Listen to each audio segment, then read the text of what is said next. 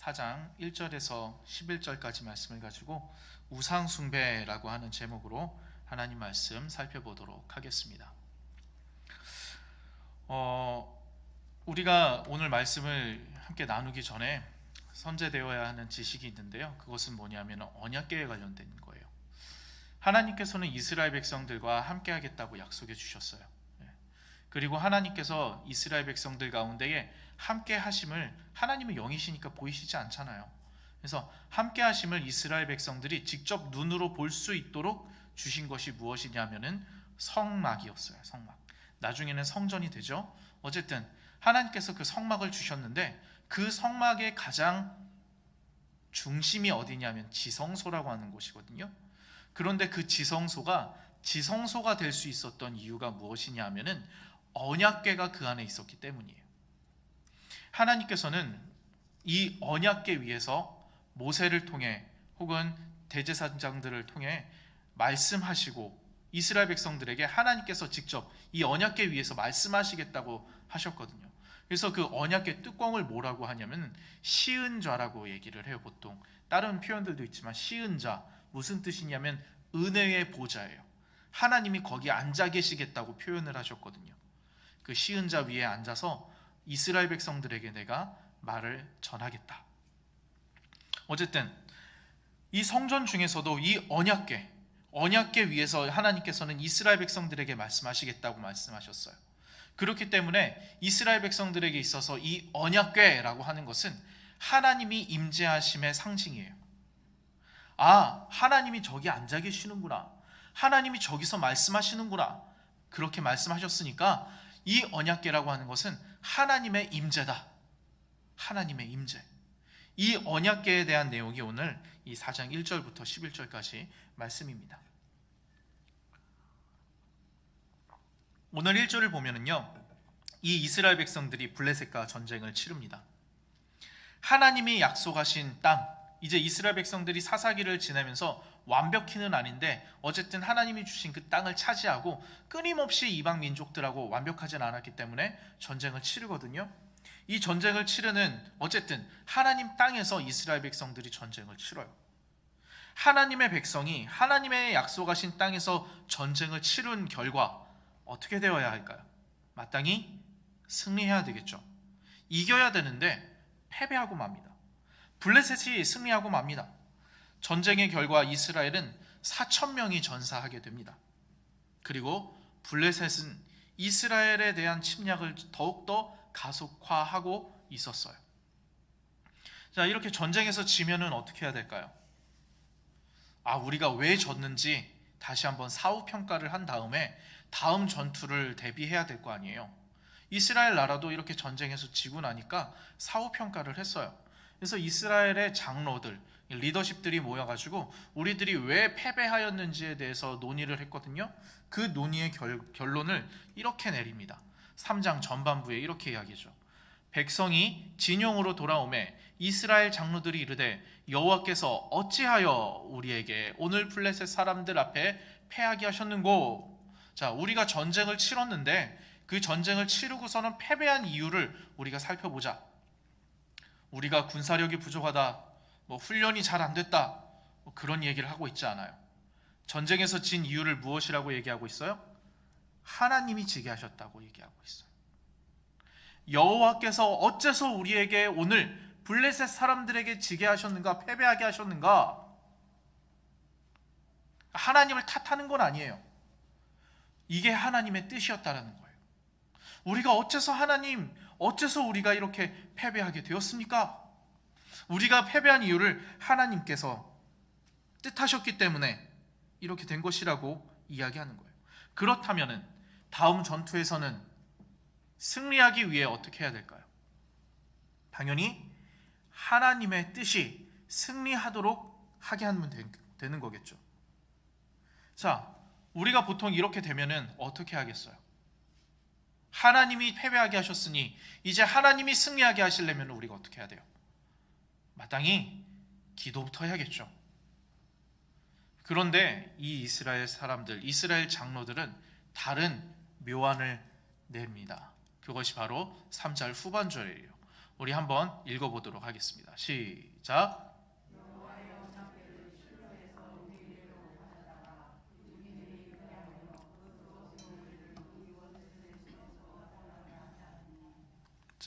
무슨 말이냐?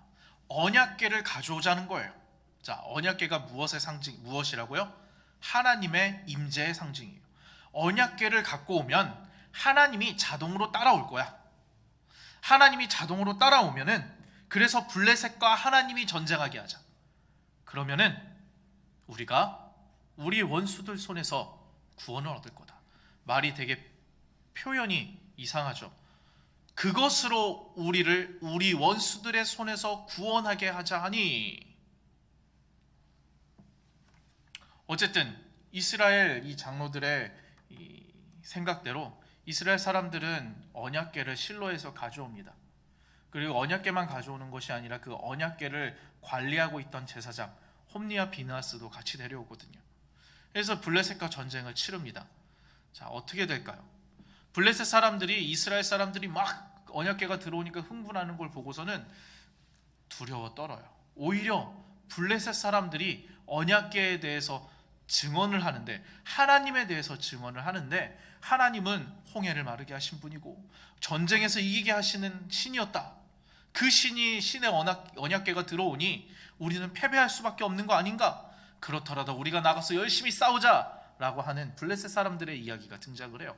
자, 이 정도 됐으면 블레셋 사람들의 말처럼 이스라엘의 하나님은 전능하신 하나님이고 이스라엘의 대적들을 물리치신 하나님이고 홍해를 마른 땅으로 건너게 하시는 그런 하나님이신데, 이스라엘이 어떻게 돼야 돼요?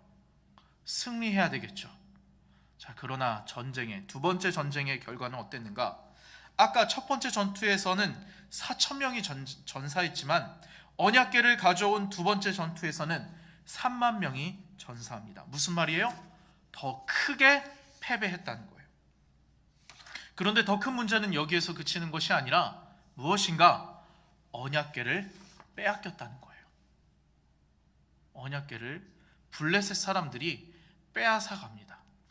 오늘 본문은 나와 있지 않지만 이 5장에 가면은요, 이 블레셋 사람들이 언약궤를 빼앗아서 자신들이 섬기는 신 다곤이라고 하는 그 생선을 닮은 신이 있어요. 그 다곤 신의 신전에 가져다 놔요. 이거 왜 가져다 놓냐면은 고대 근동 사람들은 민족과 민족의 전투를 그냥 각 민족의 전투로 보지 않고 신과 신의 대결로 봤거든요. 다곤 신이 여호와를 이겼다는 거예요. 이스라엘의 신을 이겼으니까 이스라엘의 신의 상징물인 언약궤를 다곤 신에 있는 그 신전에다가 바치는 거예요. 어쨌든 블레셋 사람들이 이 언약궤를 빼앗아 가버려요. 그러면 이스라엘 나라에 지금 언약궤가 죄송합니다. 언약궤가 사라진 거죠. 언약궤가 무슨 의미예요? 하나님의 임재예요. 하나님의 함께 하심이에요.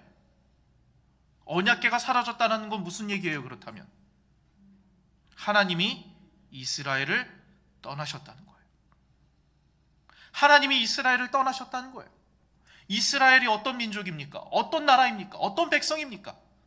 하나님의 백성이에요. 그런데 하나님이 떠나셨어요. 하나님이 떠나신 하나님의 백성, 더 이상 하나님의 백성이라고 부를 수 없어요. 지금 이스라엘의 상황이 이렇다는 거예요.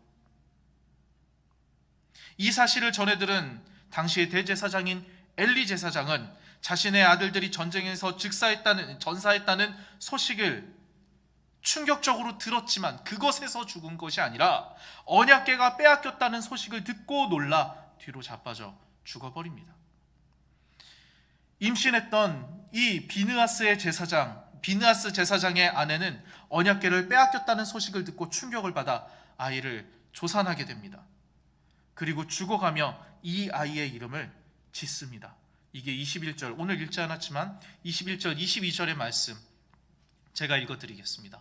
이르기를 영광이 이스라엘에서 떠났다 하고 아이의 이름을 이가봇이라 하였으니 하나님의 궤가 빼앗겼고 그의 시아버지와 남편이 죽었기 때문이며, 또 이르기를 하나님의 궤를 빼앗겼으므로 영광이 이스라엘에서 떠났다 하였더라. 얼마나 충격적이었냐면 21절, 22절 이 짧은 두 절에서 하나님의 언약궤가 빼앗겼다라고 하는 이야기를 두 번이나 반복하니까, 그리고 그 자신의 태어난 아이의 이름을, 여러분 아이의 이름을 좋은 이름으로 줘줘야 되는 거 아니에요. 그런데 그 아이의 이름을 뭐라고 짓는다고요? 이가봇, 영광이 떠났다. 세상에 어떤 부모가 자식의 이름을 영광이 떠났다라고 이야기하겠습니까? 영광이 임했다, 영광이 함께한다 해도 모자를 판인데, 얼마나 충격적이고 얼마나 좌절되고 얼마나 낭명하고 얼마나 비참했으면 아이의 이름을 영광이 떠났다라고 짓겠습니까? 지금 바로 이것이 이스라엘의 상황인 거예요. 하나님의 영광이 이스라엘을 떠나갔다는 이야기입니다. 하나님께서 하나님의 백성을 떠나셨다는 이야기입니다. 그렇기 때문에 이스라엘은 더 이상 하나님의 백성이라고 할 수 없게 되었던 거예요. 어째서 이런 일이 벌어졌을까요? 왜 하나님께서는 이스라엘을 떠나셨을까요? 왜 이스라엘 백성은 더 이상 하나님의 백성이 아니게 되었을까요? 이스라엘이 전쟁의 패배 원인을 잘못 알았기 때문에 이런 일이 벌어졌을까요? 아니요. 이스라엘 백성들은 분명히 알았어요. 하나님의 뜻이었다고요. 이스라엘이 하나님을 신뢰하지 못했기 때문일까요? 그것도 아니에요. 하나님을 신뢰했다면 하나님의 능력을, 하나님의 지키심을, 하나님의 보호하심을, 하나님의 구원하시겠다라고 한 그 약속을 신뢰하지 않았다면 언약궤를 가져오지도 않았겠죠. 오히려 다른 데 원인을 찾고 우리가 군사력을 더 증강해야 된다, 군비를 늘려야 된다, 훈련을 어떻게 해야 된다, 그런 이야기를 했겠죠. 하나님을 신뢰했어요.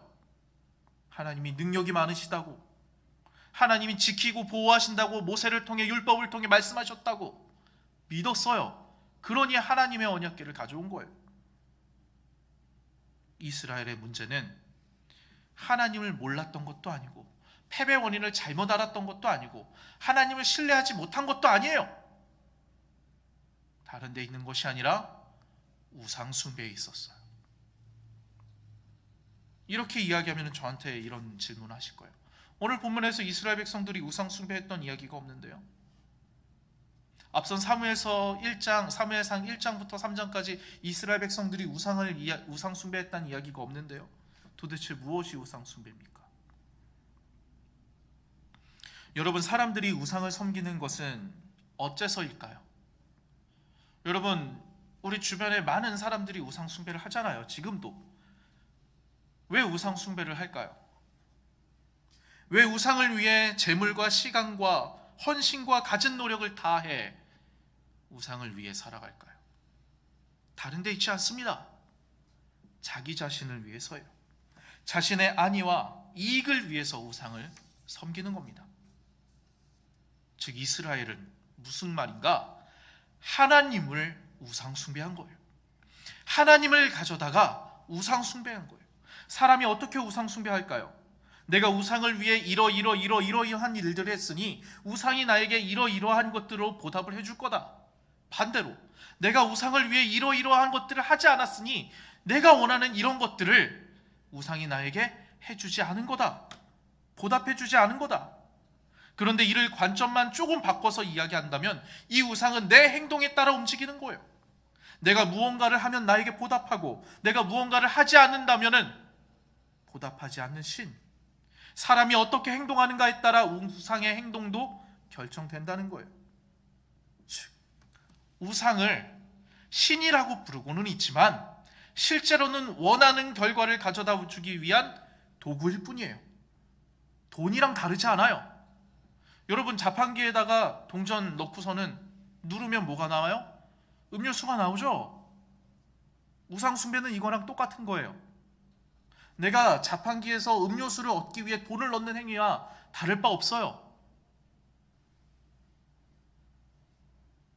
우상은 하나의 도구일 뿐이에요.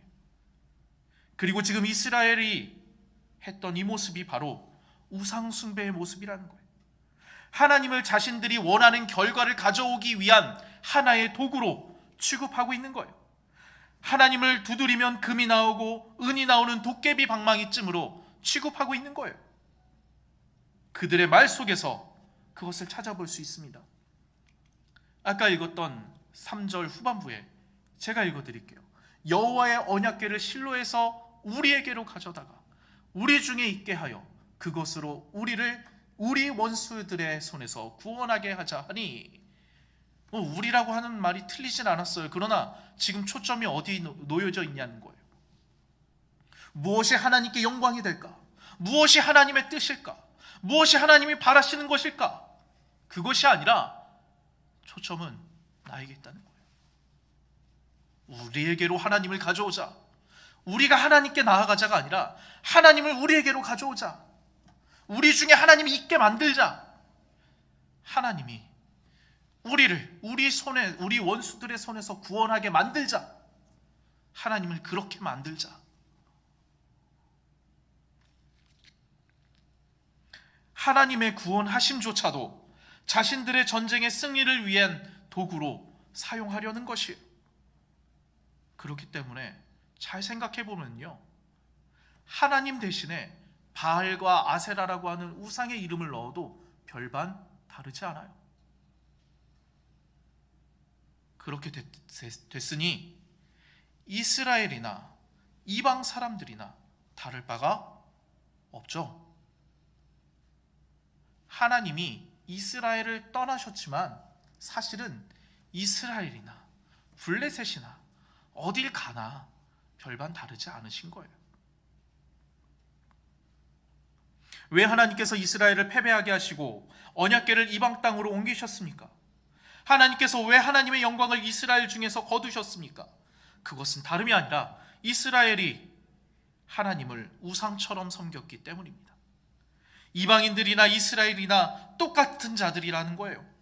블레셋이 언약궤를 빼앗아간 것이 아니라, 블레셋이 하나님을 납치해 간 것이 아니라, 하나님께서는 이스라엘 중에 계시나 이방인들 중에 계시나 마찬가지가 되었기 때문에 블레셋에 가도 이스라엘에 있어도 상관없다는 것을 이스라엘 백성들에게 보여주시는 거예요. 너희가 지금 너희 상황이 이렇다는 것을 알아두라는 거예요. 여러분, 우리도 지금 오늘 이 이스라엘 백성들의 모습과 닮을 수 있다는 사실을 기억해야 합니다. 하나님께, 우리가 하나님을 섬길 때 물론 우리에게 주시는 은혜들이 있어요. 예수님께서 우리들에게 평안을 주시겠다고 약속하셨죠. 또 어떤 것을 소유해서 얻어지는 세상이 주는 그런 평안이 아니라 하나님 안에서 얻어지는 그 평안을 주신다고 말씀하셨어요. 그 외에도 하나님께서는 끊임없이 말씀을 통해서 내가 너와 함께 하겠다, 너를 지키겠다, 보호하겠다 약속해 주셨죠. 그리고 예수님은 마지막 날에 내가 다시 올 거고, 지금은 내가 너희를 위해서 너희가 있을 곳을 예비하러 간다, 천국을 약속해 주셨어요. 그런데 이 평안이, 이 천국이 우리가 하나님을 섬기는 목적이 되어서는 안 된다는 거예요. 천국이 나에게 유익하니까, 천국이 나에게 좋으니까, 나한테 더 좋은 것이니까 하나님을 섬긴다면 그건 하나님을 우상 숭배하는 거예요.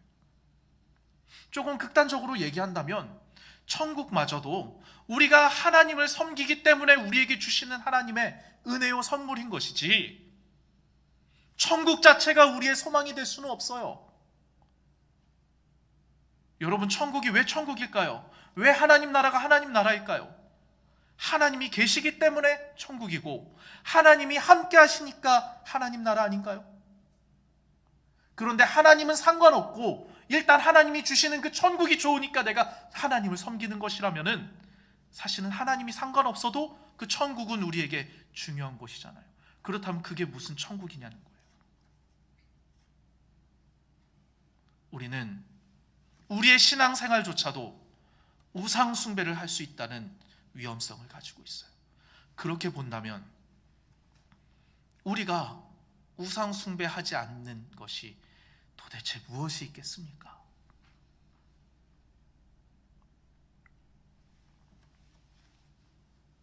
이 땅에서든 저 천국에서든 내 안위와 평안과 행복과 영원한 즐거움과 안식을 위해서 하나님을 섬긴다면 그것조차도 우상 숭배일 수 있다는 거예요. 똑같이 하나님의 사랑을 이야기하고 예수 그리스도의 대속을 이야기하고 성령 하나님의 교통하심을 이야기합니다. 그래서 이 땅에서의 제자로서의 삶도 이야기하고 누구보다 열심히 교회에서 봉사하고 예배드리고 신앙의 삶을 살아가지만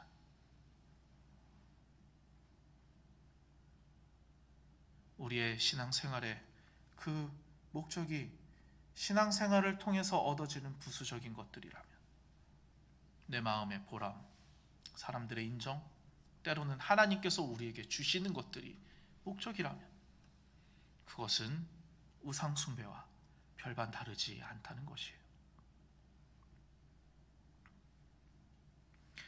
신상을 앞에 두고 절해야만 우상 숭배가 아니라 하나님이 아닌 다른 것들을 섬기는 것 자체가 우상 숭배예요. 분명 하나님께서는 이스라엘을 지키고 보호하시고 이방인들과의 전쟁에서 승리하게 하실 것을 모세를 통해 약속해 주셨어요. 그러나 이스라엘은 하나님 그 자체를 섬긴 것이 아니라 하나님을 섬긴다고 할 때 얻어지는 그것들을 섬긴 거예요. 이스라엘은 그렇게 하나님을 우상 숭배한 것입니다. 그리고 하나님이 이스라엘을 떠나신 거예요. 사도 바울은 우상 숭배에 대해서 이렇게 이야기합니다. 로마서 1장 25절, 우리 이 말씀 함께 읽어보도록 할게요. 시작. 이는 그들이 하나님을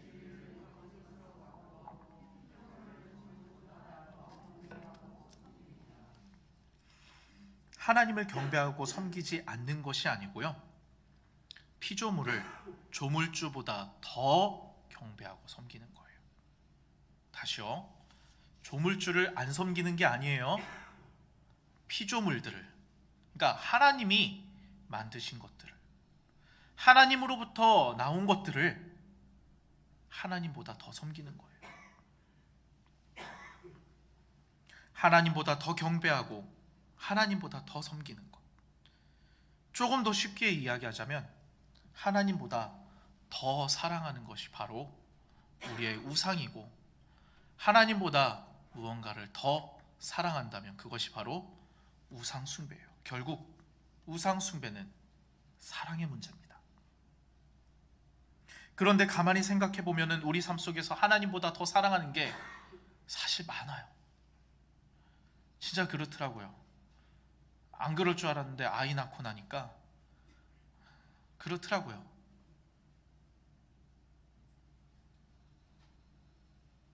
어쩔 수 없이 끊임없이 우상 숭배를 하는 것이 우리의 본성이고 우리의 현실이에요.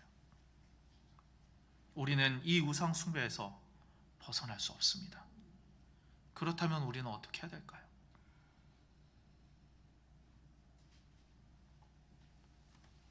그래서 오늘 이야기가 여기서 그치지 않아요. 읽지는 않지만 이 이후 5장에서 하나님께서는 언약궤를 블레셋 지방에 7개월 동안 떠돌게 하시다가 이스라엘 땅으로 돌아오십니다. 하지만 완전히 돌아온 건 아니에요. 언약궤는 이스라엘 나라의 땅이지만 블레셋과의 국경 지역에 있었어요. 그리고 이 언약궤가 영원히 그 블레셋의 국경 지역에 있었던 것이 아니라 다시 이스라엘의 중심에 예루살렘으로 옮겨온 사람이 있습니다. 즉 하나님과 이스라엘에 갈라진 이 마음을 하나로 연결시켜준 사람이 있었어요. 그리고 그 사람은 언약궤를 옮겨올 뿐만 아니라 이 언약궤를 보관할 집, 하나님이 거하실 집을 짓겠다고 했습니다. 그게 누군가요? 이 사무엘서에서 주인공으로 등장하는 다윗이죠. 그리고 1000년 후 다윗이 이야기한 것처럼 하나님과 그 백성의 사이를 다시 한번 연결시켜주고 하나님의 집을 짓겠다고 선언한 다윗의 자손이 있습니다. 누구시죠? 예수님이시죠. 예수님께서는 십자가 위에서 죽으심으로 우리와 하나님 사이의 죄라고 하는 그 벽을 허물어 버리셨어요. 3일 만에 부활하심으로 자신의 몸된 하나님의 성전을 다시 세우셨습니다. 그리고 부활을 위해 죽으실 때 자신을 버리고 도망했던 제자들에게 이렇게 말씀하십니다. 너희를 고와 같이 내버려 두지 아니할 거야. 부활하신 이후에 승천하시는 그 순간 제자들에게 내가 세상 끝날까지 너희와 영원히 함께 할 거야. 우리가 하나님보다 하나님이 주시는 것들, 하나님이 만드신 것들을 더 사랑한다고 할지라도, 그래서 하나님을 포기한다 할지라도 하나님은 우리를 포기하지 않으신다는 거예요. 우리에게 다시 한번 찾아오셔서 손을 내미십니다.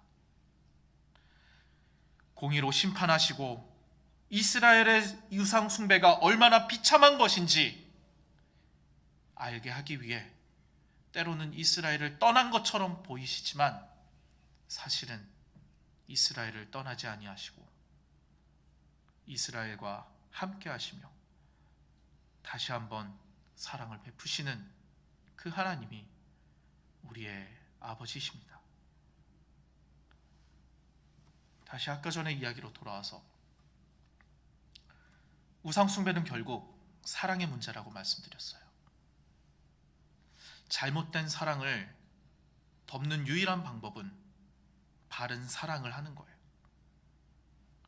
우상숭배가 사랑의 문제라면 이 사랑의 문제를 해결할 수 있는 유일한 방법은 하나님의 사랑밖에 없는 거예요. 잘못된 우리의 우상을 향한 사랑의 해결 방법은 우리를 향한 하나님의 그 바른 사랑을 기억하는 것밖에 없어요. 그 사랑을 기억할 때 우리는 다시 일어나 우리를 옥죄이고 있는 이 지독한 우상 숭배의 사슬을 끊고 하나님을 향해 살아갈 수 있는 거예요. 매일의 삶 속에서 우리는 이 하나님의 사랑을 기억함으로 혹여나 내가 하나님을 사랑한 것인지 아니면 하나님으로부터 얻어지는 것들을 사랑하는 것인지, 조물주를 사랑하는 건지, 조물주가 만들어낸 그 피조물을 더욱더 사랑하는 것은 아닌지 돌아보아야 할 것입니다. 매일의 삶 속에서 하나님의 사랑을 기억하는, 우리에게 놀라운 그 베푼 사랑을 기억하는 저와 여러분이 되기를, 그래야 우리를 옥죄이고 있는 이 우상 숭배를 벗어버릴 수 있어요.